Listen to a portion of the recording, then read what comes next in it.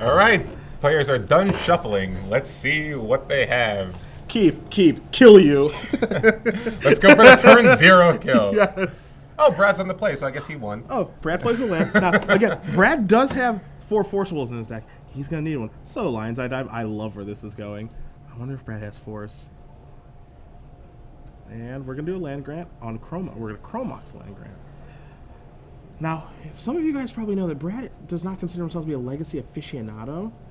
As you're going to see here. Fantastic. Land grant is going to go. Land grant is going to reveal land grant, pyretic ritual, rite of flame, and goblin charbelcher. And as you may know, I am a belcher aficionado. Yeah. So land grant is going to go find the taiga, the one of land in the deck, and then what he's going to be able to do is cast rite of flame into pyretic ritual, ritual into belcher, and activate Lion's Eye Diamond to kill him, unless Brad has a forcible, in which case, then the belcher player is dead. This is just healthy. This is the way the game was meant to be played. It took us longer to describe the matchup. Watch the game. I wonder if Brad has the Force. Well, he better. I hope he does, because I would like to see this game go for at least one more turn. This is how it was meant to be played. Richard Garfield had this in mind when he designed Magic so many years ago. It's been around for 20 years. Yeah. And after all those years, we finally get to see his vision realized. See, for some people, this is uncomfortable to do this. I love it. I am so comfortable with being Matthew Ling in this spot. Pyretic Ritual. Brad says that's fine. Cast Shalvin Charbelcher. Boo! Boo! What are you booing for? Now the game gets to go on for another turn. Force of Will via Show and Tell for Nelson. So he is very much alive. He's going to sacrifice those 2 fetch lands. I think we're going to see a turn 2 Hypergenesis here. Jeez. Or potentially a Show and Tell. You know, real tough guy with this Force of Wills. Huh? Real tough. Well, this, Force of Will is another reason why this is a clear format. Brad could have died on turn 1, but instead he had the Force of Will, so now he gets to do something ridiculous. All right, you're right about that. I can't argue. All right, here comes, this is a Shardless Agent, Jerry Thompson's Invitational card. So here we go. Going to flip over a whole bunch of cards, and as he does, there's your Hypergenesis. Hypergenesis is going to let both players put things into play. We'll even bring Hypergenesis up on the screen. See, it's fair, it's fun, it's symmetrical. See? Yeah, both players get to do it. Absolutely. But see, what's interesting here is Gristlebrand's going to come into play is that if Ling knows how this matchup works, it's very, very hard for Nelson to win. And I'm not kidding. Why is that? Because if Ling just plays a Lion's Eye Diamond, when Brad casts Hypergenesis, he just gets to put the Belcher in for free and activate it and kill him. If Brad plays Show and Tell, you just put a Belcher into play and you just kill him. So, had Ling known that, he probably just...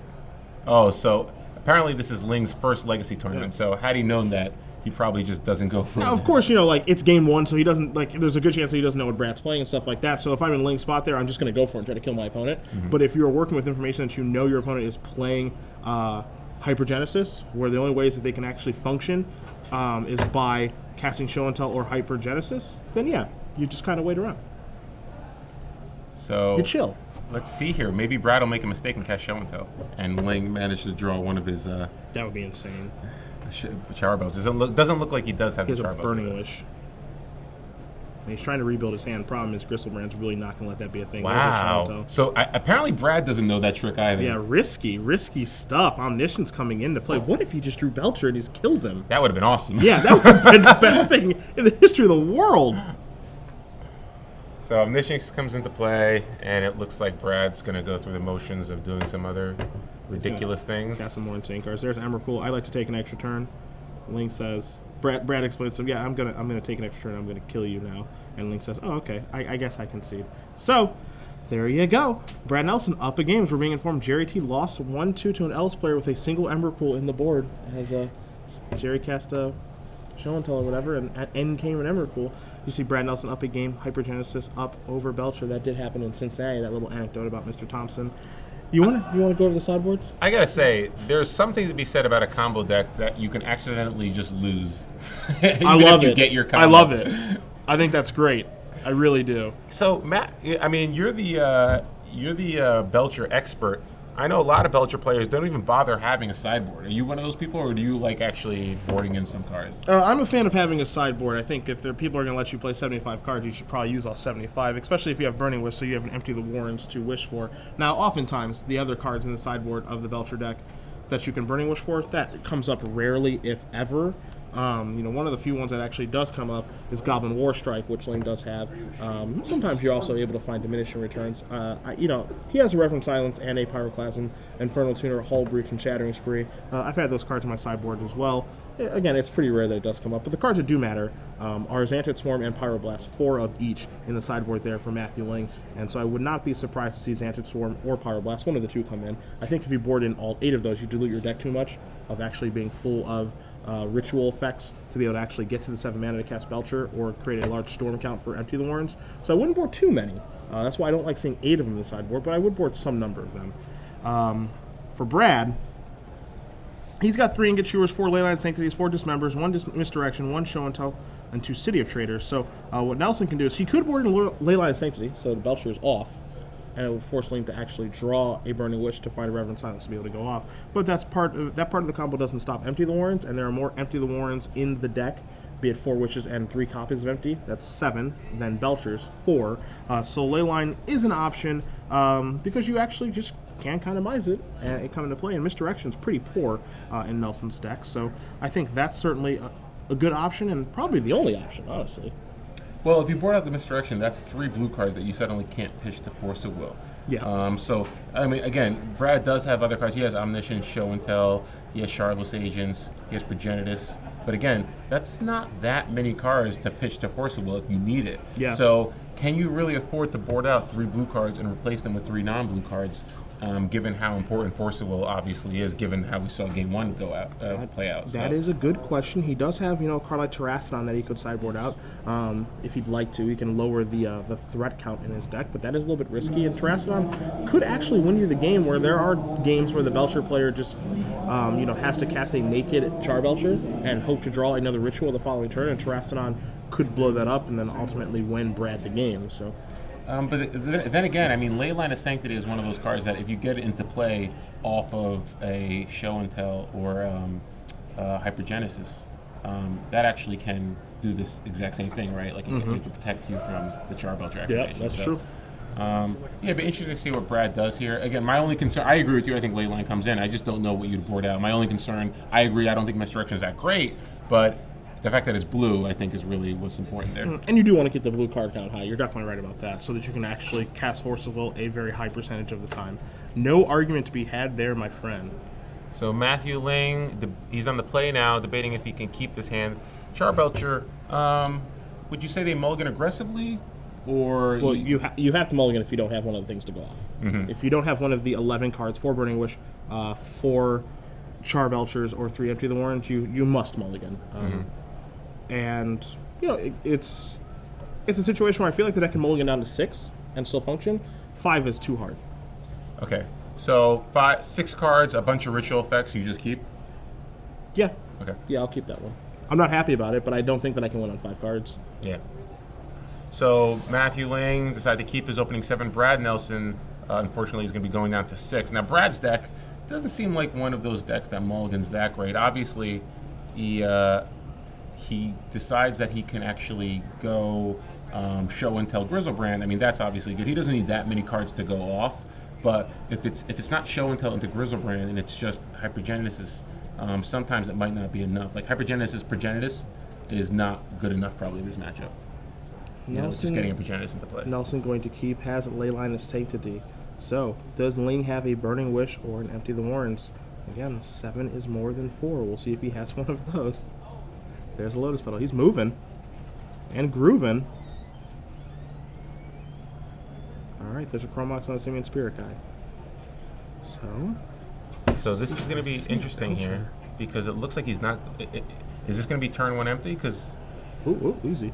There's a land grant. It's a Belcher hand. Okay, so he does have a... I see. Yeah, he has a Burning Wish for Reverend Silence. And we're going to bring Reverend Silence up on the screen for you guys so you can see exactly how that's able to kill the Leyline of Sanctity that's in play. So land grant's going to resolve. If you control a forest, which Ling will, via the Taiga, you can pay 6 life instead of paying its casting cost and destroy other enchantments. That's what the Burning Wish is going to facilitate. So Ling can play a turn 1 Belcher. You remove the Spirit Guide, use the Petal, use the Mox, use the land. He can actually cast that turn 1 Belcher. And then if he draws a Lotus Petal, he can actually activate the next turn. Mm-hmm. Or a Ritual. Or Rite of Flame, or any of the Spirit Guides, stuff like that. He's got a lot of cantrips to be able to actually do that with. So he's going to remove this. He's going to cast the Belcher. Actually, Lion's Eye Diamond's probably the card he needs there, because then he can actually cast Burning Wish for the mantra, cast it, and then activate the Lion's Eye Diamond to activate the Belcher. So, yeah, Lion's Eye Diamond would be a great draw here. Brad Nelson basically can just play a Mr. Rainforest and pass. So let's see what Brad can muster here. It looks like you got to go for it. You can't wait. You got to cast Burning Wish. Boop. Does this resolve? It does resolve. Okay. Gonna search through that. Gonna search through there for a Reverent Silence, I would hope. Now here's the thing: do you just cast the Reverent Silence now, or do you wait next turn? Because the only reason I ask is if you cast it now, but you can't go off. Ooh, Hull Breach. I'm surprised he got that instead of Reverent Silence.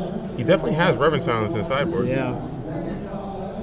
Because that takes so much longer. To answer your question, I would cast Reverent Silence right now. The reason I would do that is because next turn I need to draw a Ritual to go off anyway. I guess no, because Reverend Silence is always going to be free, so never mind. Yeah, he actually can go off. He has an Elvish Spirit Guide in his hand, so he can go off next turn. Unfortunately, he doesn't have the free spell. And the only reason I asked was, would you cast it this turn? Because on the off chance that Brad knows, okay, I might die next turn, so I was just going to show and tell on the off chance I draw another ley line. Sure. But again, if he shows and tells anything into play, like if he shows and tells a Grizzlebrand, it can give him a chance to draw into a Force of Will anyway. So yeah. All right. So Nelson's going to pass the turn back. Ling going to draw a card. See what he finds.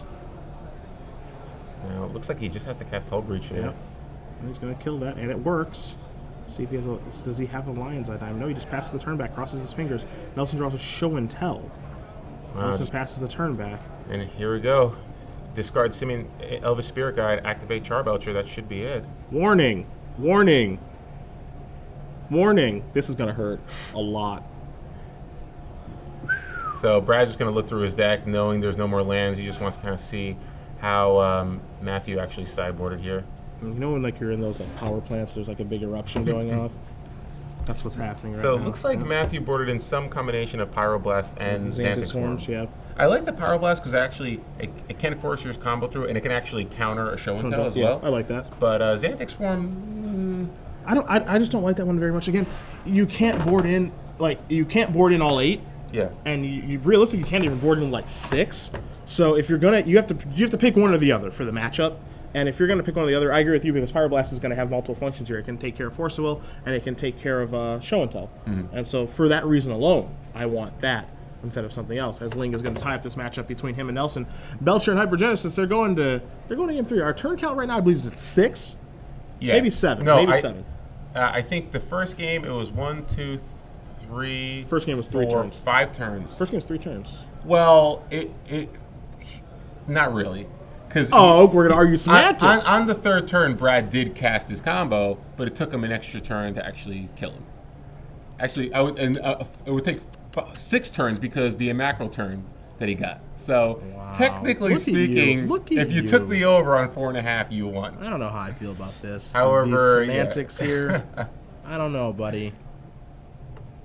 Yeah, I think you just said a poor line. I think that's what happened. So far, it seems like both players are spending more time shuffling than they're actually taking during the match. Duh. That's how this works, man. And I think you brought up a really interesting point about the Hypergenesis and Show and Tell. It didn't seem like either player were aware that they could that a Charbelcher would actually just enter play off of either Show and Tell or a Hypergenesis. So it'd be interesting to see whether or not Brad realizes that in this game and actually makes a mistake, and Matthew capitalizes on it. Nelson going to take a mulligan down to at least 6 cards here. Maybe just searching for Force of Will or Leyline of Sanctity.